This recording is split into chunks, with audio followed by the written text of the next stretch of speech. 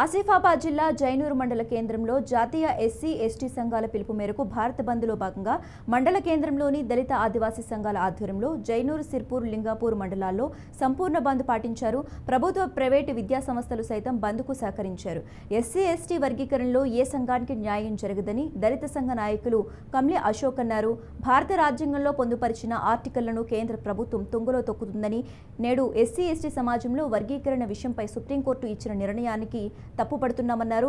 స్వాతంత్ర్యం వచ్చినప్పటి నుంచి నేటి వరకు ఎస్సీలలో ఉన్న 60 ఉపకులాలు కూడా అన్నదమ్ముళ్లా కలిసిమెలిసి ఉన్నప్పటికీ కేవలం ఒకే సమాజానికి చెందిన వ్యక్తి మాటలు విని సుప్రీంకోర్టు ఈ తీర్పు ఇవ్వడం సరికాదన్నారు. 7గురితో కూడిన ధర్మాసనము ఏదైతే నిర్ణయం తీసుకున్నదో ఆ నిర్ణయం ఏకపక్ష నిర్ణయంగా భావిస్తున్నామని ఆయన మండిపడ్డారు.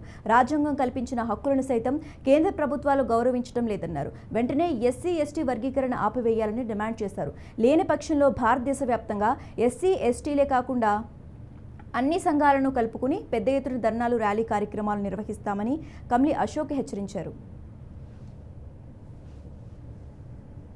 కేంద్రంలోని ఎస్సీ ఎస్టీ సంఘాల పిలుపు మేరకు భారత్ బంద్లో ఈరోజు జైనూరు మండల కేంద్రంలో ఎస్సీ ఎస్టీ దళిత సంఘాల ఆధ్వర్యంలో బంద్ నిర్వహించడం జరుగుతుంది. ఈరోజు భారత రాజ్యాంగంలోని ఆర్టికల్ 341లో పొందుపరిచినటువంటి ఎస్సీ ఎస్టీలను విడగొట్టే ప్రయత్నం కేంద్ర ప్రభుత్వం చేస్తుంది. తక్షణమే దీన్ని మేము ఖండిస్తున్నాము. ఈరోజు భారతదేశంలో కులాలకు విభేదాలు పెట్టి జాతిలో గొడవలు చేసే ప్రక్రియను కేంద్ర ప్రభుత్వం ప్రవేశపెడుతుంది. కాబట్టి దీనిని తీవ్రంగా మేము దళిత సంఘాలు మరియు ఆదివాసీ సంఘాలు ఖండిస్తున్నాము.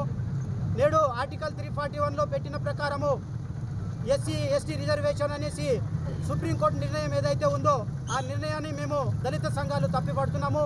ఎందుకనంటే 1947 నుంచి ఈ రోజు వరకు మాదిగా, మాల, మహార్ ఏదైతే ఎస్సీలో 60 కులాలు ఉన్నాయో ఆ కులాలన్నీ కూడా అన్నదమ్ముల్లాగా కలిసిమెలిసి ఉంటున్నాము.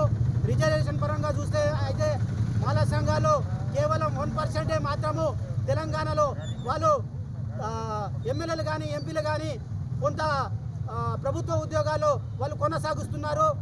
దీనికి కూడా అన్ని కులాల్లో కూడా అందరూ కూడా చదివితే అందరికి కూడా ఈ యొక్క భారత రాజ్యాంగం కల్పించినటువంటి